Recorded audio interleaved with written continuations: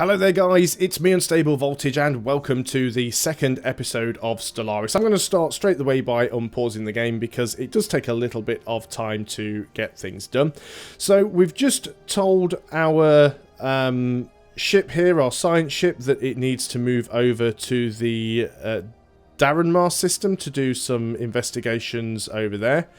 We've also got the CUS Githian here. There we go, David's actually gained a level there, he's gained some experience. If we actually go back and look at our home system, you can now see that we've actually started to make some discoveries here. We have discovered we've discovered minerals on this planet here. There's minerals on Guthur, and there is also some energy credits over on Schlagros? Yeah, Schlagros, why not? So what we're going to do is we're going to take our construction ship and we are going to say, go over here and build a mining station. Now, the mining station is going to cost us 90 credits and also one energy credit in monthly maintenance. But as soon as we build that mining station, we'll be getting an extra 2 minerals per month. And then also, I'm going to hold down shift to queue it up. We're going to say, I'll click here actually. I want to build a mining station. And as you can see, it's highlighted this planet because it's the only other place we can mine. Hold down shift to make it a queue. And now what we're going to do is mine that to get the energy credits. Brilliant. So we're going to have our first couple of buildings getting done. Let's just zoom out of here. We are going to grab the CUS Githian and let's go over and explore this star. So what you need to start doing in the early game is to get your science ships out there and really start exploring, finding your neighbouring stars. Sometimes you can actually get quite lucky and you can have other star systems within your borders. And if you have other systems within your borders, you can instantly start building in those. You still have to survey them first. Now, I can't build anything on these two planets in Lando because it's not within my borders. Now, there's 3 ways I could claim it, essentially. The first way I could claim it is to go and build a frontier outpost there, but frontier outposts actually cost quite a lot to build. If I just click on the construction ship, and there's the frontier outpost, it costs us 100 minerals, which we could afford, but it also costs us 200 influence, and we don't have anywhere near 200 influence. So that's one way that you can do it. The second way of being able to expand or build there is if our borders naturally expand and encompass it. Once our borders encompass it and claim it, we can then go and build there, just the same way we did with our construction ship over here. And the third method is to actually colonize it. So whenever you see one of these little sort of grey globes here, it means there's a colonizable planet. You can actually mouse over here and see what type of worlds. There's actually an Arid World here, which is potentially habitable. Now, the reason it's greyed out is because we've not surveyed it yet. But if we were to look at these worlds when they're surveyed, we'll be able to see if we can colonize to them. So we are going to want to do that as soon as we can. So a comet has been sighted. A small celestial object with pronounced gaseous and particulate tails was recently observed in the Tikhonov system. Its passing was uneventful. Okay, acknowledged. Nothing really to report there. Let's just go and drop out of that. The discovery of alien life. The CUS Uris. Do we have a CUS Uris? I thought we renamed everything. Still a little bit buggy. We've renamed our ships, but it hasn't changed the name in the outlier. Well, it kind of has. The science ship CUS Dorgajash, or the CUS Githian. It's a little bit weird. Like I said, this is still a pre-release version, so hopefully all these things will be fixed by release. Not game-breaking, just a little bit immersion-breaking.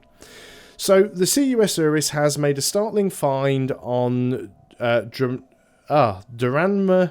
3A.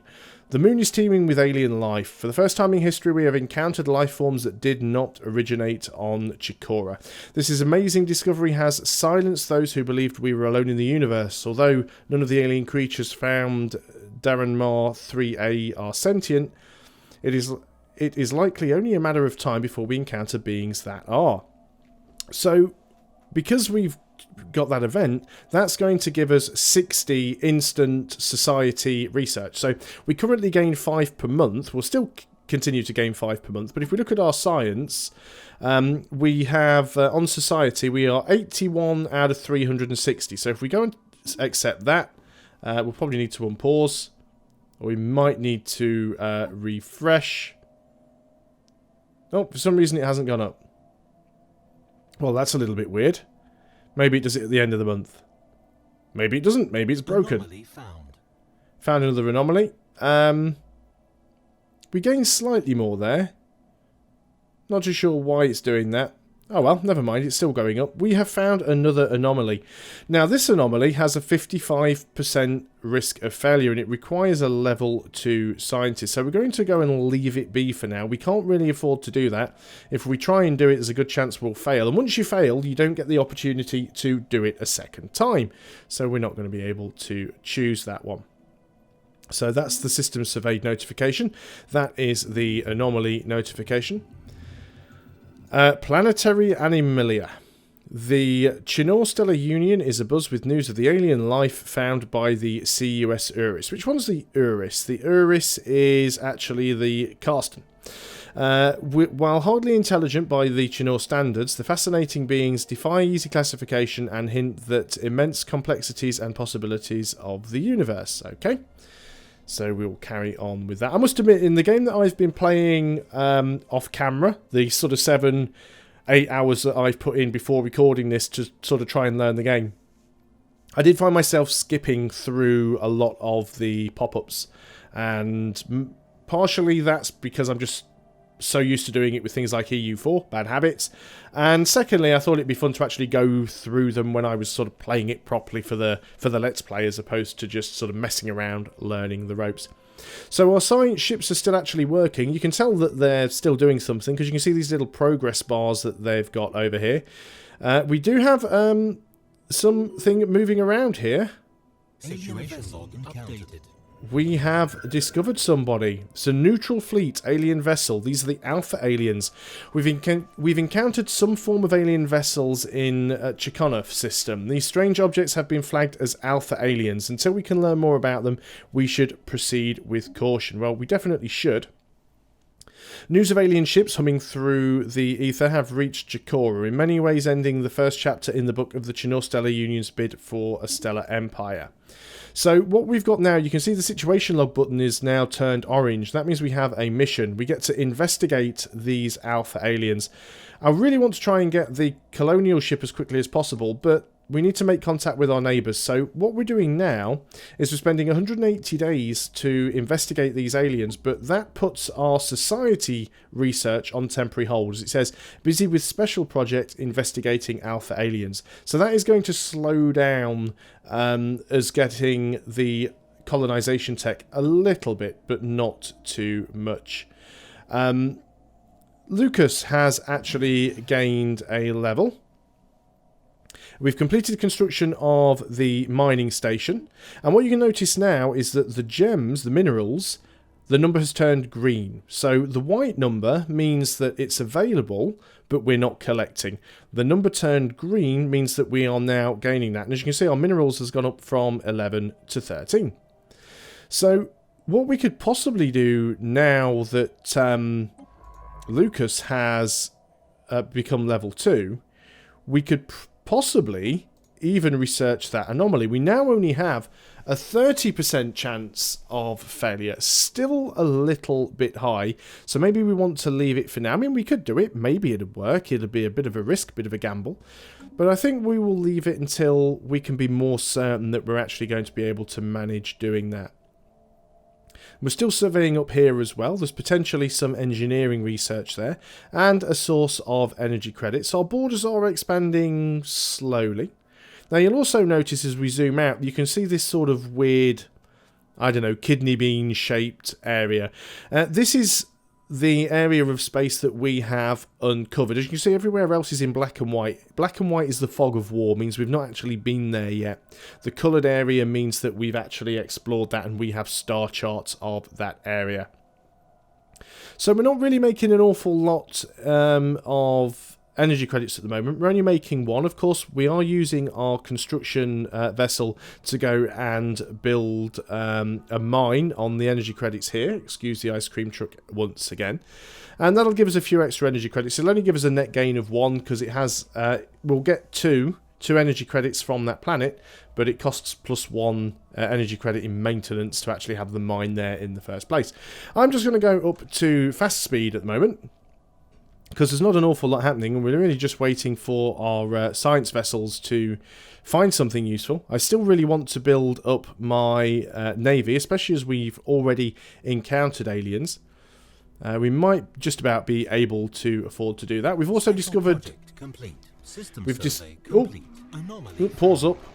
There's a million things happening. What's going on? Okay, so, first of all, let's have a look. We've got an anomaly. There's a chance of failure, so I think we are going to leave that be for now. So, this is the Tianki. The spaceborne life forms, which the Chinorhead Society research has come to refer to as the Tianki, are docile creatures capable of accessing some lower dimension of subspace. They roam from system to system with relative ease, though nearly the same ease as Chinor fleets. They graze on gases common to the upper layers of many of the gas giants. It is highly unlikely, to say the least, that this is their only food source, but the intake of other nutrients is yet to be observed. They will rarely, if ever, attack, even when provoked. They can be safely ignored. Okay, so we don't have to worry about those guys coming in and out of our space too often. We've got the CUS Carston, which is this one here. This is going to go out and survey this star. Let's ensure we're unpaused. And there we go. Our construction ship has now finished the mine on the energy credit, so we're now up to +3. I'm going to go ahead and bring the construction ship... no, you can stay there actually. Doesn't really have to go anywhere. So we have finished our survey over here. Now this red world, this means that there is a planet here that isn't habitable. Not by us, not at the moment anyway. So there's two different planets here. This one is an ocean world, which we cannot colonize. And this one is a desert. Now, because our home planet is arid, we could technically colonize a desert world because the habitability is 60%. So we'd be limited to a maximum of 60% happiness if we did colonize there. But we don't have the tech for it anyway.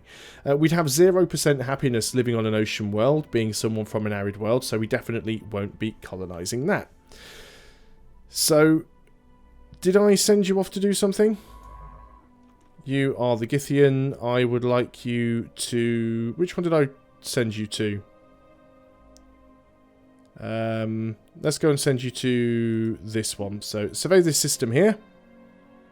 So we're going to be sort of having a little look at all of the land around our home system. We'll probably sort of work out in a bit of a circle, see what we can find. So there is a habitable planet here. There's actually an arid world. Now, it says the arid world only has an 80% habitability. And the reason for that is 100% is your home world. Your home world is 100% suited to you. You know, it's the best possible place that you can live in. You know, it's what you're evolved to survive in. So even another arid planet... It's not our home planet. We won't have 100% happiness there. So we've got yet another anomaly here, and again, we only have a 30% risk of failure. We could try and grab some of these anomalies, but again, I think I'm just going to leave them be for now. They're not timed anomalies. They're not going to go away, and as far as I'm aware, if somebody else investigates them, if they can investigate them, or nobody else can steal them from you, I guess is what I'm trying to say. We're going to go ahead and research this one over here. David can work on that one. It's only a level 1 anomaly. There is a slight chance that we could fail that. There's a 12% risk of failure, but I think the odds are worth playing for that one. So we still need to try and expand a little bit. We definitely want to try and come and grab this planet here. It'll be definitely useful for us for some research. So we could potentially colonize a second world. Now, we can't colonize anything yet because we are still trying to get ourselves a colony ship. And we can't do that yet because we are still working on the research. It did get delayed a little bit because we were working on that special project. But look at it, we're getting a fairly decent amount of tech coming in. So, an abandoned cargo pod. A discarded cargo pod was left by someone in the upper atmosphere of Gribbon 3 long ago. It somehow escaped the notice of our farseers, and its decaying orbit means it would have been lost in the gas giant's crushing atmosphere within another few years.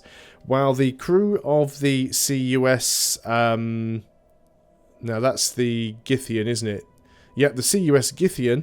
unsealed the pod, they found a stash of alien jewellery made out of precious metals. So we gain ourselves 100 energy credits. So 132 goes up to 232. So a lot of these anomalies and these early exploration missions are a little bit like finding the ancient ruins in Civilization 5. I'm going to go ahead and take the CUS Carston, and we're going to go ahead and head out over in this direction. As you can see, we can't jump. We can't warp straight between Markab and whatever this star is. We've got to go through Darren first. And when we get to Darren we have to stop and have a little break. And the reason for that is if we... where's our ship gone? Did we already move? When you warp, you do have to have a little bit of a break in between. It takes a few days just to sort of recharge, especially on your war fleets. Now, actually getting a fairly decent amount of minerals coming in now. So what I would like to do is go ahead and, well, let's sort the system survey out first. Let's get out of here. So that is the Githian. You have finished there. Nothing interesting or exciting to report on that planet. So let's go and head in this direction. And what I wanted to do is go and have a look at the home world and see, well, maybe there's something that we can build here to increase our, our output. Now, you'll notice this this tile here has these 4 little plus icons, and that's because this is our, what do they call this? This is the Planetary Administration. And whenever you have a Planetary Administration, all of the adjacent tiles, top, right, top, bottom, left and right, all get an adjacency bonus for being next to the administration. So there's nothing we can upgrade. If we could upgrade them, we'd see a little icon in the corner. But we could go like on to this tile, for example, that's producing 1 mineral and 1 food. And we could go and build ourselves a mining network. Now, it cost us 60 minerals, and it would take 200 days. It'd cost 1 solar credit, 1 energy credit per month to maintain, and it will remove the food though. That's the only downside to it, but we can do away with a little bit of food to get a few more minerals. Minerals are very, very important to us. David has actually gained a level, and we have found a level 3 anomaly actually. Now, that anomaly, we only have a 10% risk of failure, so I say go ahead, let's try it. There's another ship here as well. Those are the gas grazers. We can actually go and have a look at them if we can see them. If we are in the right place. Where are they? They are over here. Let's just zoom right in. So, they're fairly harmless. They're not really going to do anything to us. We can leave those guys be, and they'll leave us be. Fantastic. Let's get back out of there. How are our borders doing? Not quite encompassing these planets yet. Okay, mining your own business. Deep within a crevice of the giant asteroid T811, we found something astonishing. There is mining gear attached to the rock, digging itself into the vast depths of the asteroid. It stands abandoned with no sign of who placed it there. If we can stop the machine, we might be able to learn something about the technology used to build it, but we must hurry before the random debris crushes it. So we can try and stop the machine, which issues a special project called Drill Rampage. Or we can scrap it for materials and gain 176 minerals. Well, we're doing okay on minerals, so I think we're going to try and stop the machine. And by doing that, it's actually updated the situation log. So in order to do this, what do we need to do here? An ancient excavator is digging deep into the giant asteroid. If we can stop it before it gets crushed by debris, we might be able to learn something worthwhile about the construction. Has 1 construction ship in orbit. Let's go ahead and have a look where this is. It's this asteroid here. So let's take our construction ship and let's go over here and say enter orbit, so we can see what happens. So we'll go and unpause the game.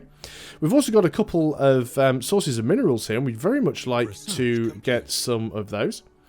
We've finished one of our researches, which is our geothermal fracking. That now allows us to build Mining Network 2, which would give us even more minerals for a slightly higher maintenance cost.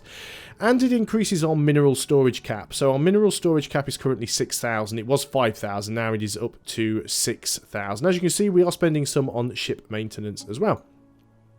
So we've got a couple of new researches actually, because we've also finished our global energy management that unlocks the power hub and increases our energy storage capacity. So first of all, let's look at our physics tech. What do we want to take here? Well, having extra research speed could certainly be useful for us. So let's go ahead and take that.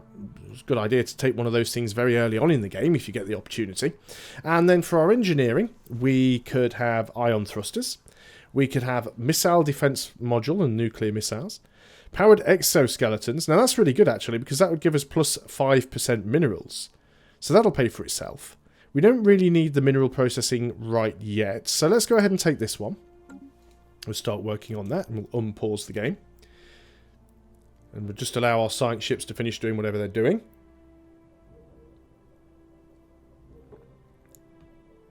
And how far are we from getting our colonial ship? 17 months away. It is going to take a little bit of time.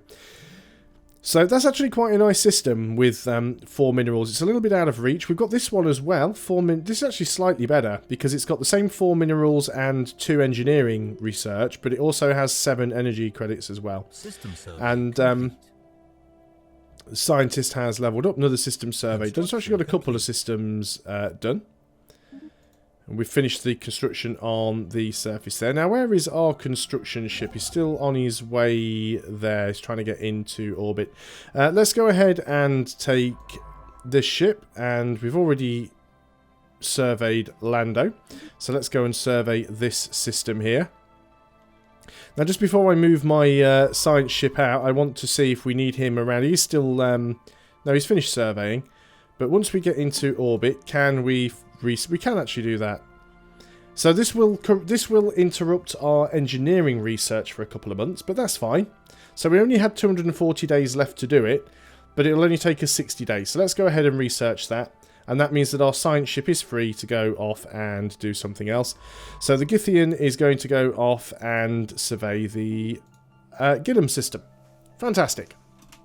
Let's unpause. I wish it would come up and say it's paused in the middle of the screen, kind of like EU4 does, because I keep forgetting. There's been a few times where I've sat for several minutes and not realised that I've actually had the game paused.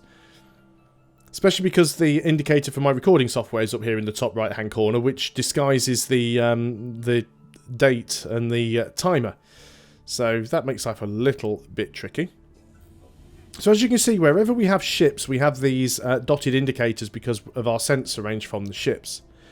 So Habitable Worlds survey, we now know without a doubt that a thriving biosphere is not something unique to Jacora. Both the scientific community and the public at large are eager to learn more about the various forms of alien life found throughout the galaxy. Efforts to catalogue the life forms we encounter are already underway, but our xenobiologists have urged us to focus our planetary survey efforts on habitable, life-bearing worlds. So, well, of course, we're going to say yes. And that actually gives us a quest chain, which wants us to survey 8 habitable worlds. Well, we can do that. That's not a problem at all. So that was the special project done with our construction ship. Let's go ahead and move the construction ship back to our home planet. So we managed to stop the excavator before it broke down. It's a remarkable piece of machinery with a smooth surface covered in diamonds. At first glance, the whole drill seems to be one solid piece, but it's simply so well put together that you cannot notice the grooves and joints. Our engineers were able to reverse engineer some of the technology. So what that does is it gives us a extra option. The tech research option gained deep core mining. So what that means is when we pick our next engineering science, we'll be able to pick deep core mining, and it also gives plus 20% to deep core mining progress. So if we go in here now and say we wanted to change our tech, you can now see that we have deep core mining. So we've got the 4, if we scroll down, we've got deep core mining there, and it's already 20% done. But we are going to carry on with our powered exoskeletons and get that one later. It's not necessarily going to time out, so we should be okay. And in the meantime, we're just going to carry on exploring, and we really would like to get this. This is not the best system, but it's a fairly decent one, and it's the only sort of habitable planet that we have close by. And our scientists are all starting to level up.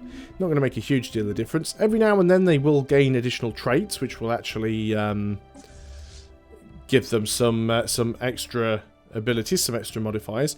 Let's go in and take our... no, we don't want the squadron selected. I want you, and we're going to take you, and we are going to go and put you into orbit, because ships in orbit have a 25% discount to their maintenance. So as it says, our maintenance is 1 energy credit. We found another anomaly. David can go and research that one. Should be able to get that quite easily. So once this construction ship gets into orbit, let's say maintenance is still 1 energy credit. And he will arrive there. He's now in orbit, and his maintenance is now 0.75 because he's in orbit. One thing I haven't pointed out that you can do in this game as well, obviously you can zoom in and out using the mouse wheel, but if you hold down the right mouse button, you can actually change the angle of the camera around as well. So you can actually have a really good look around at all of the models. You can get quite close to them, so that's kind of a nice little feature. What have we got here? The familiar shrine. Most of the asteroid belt... There's definitely a... It's not just my inability to read. There's definitely a typing, a grammatical error there. Most of the asteroid has been laser chiseled with great precision into the likeness of a small Shinnor temple or large shrine.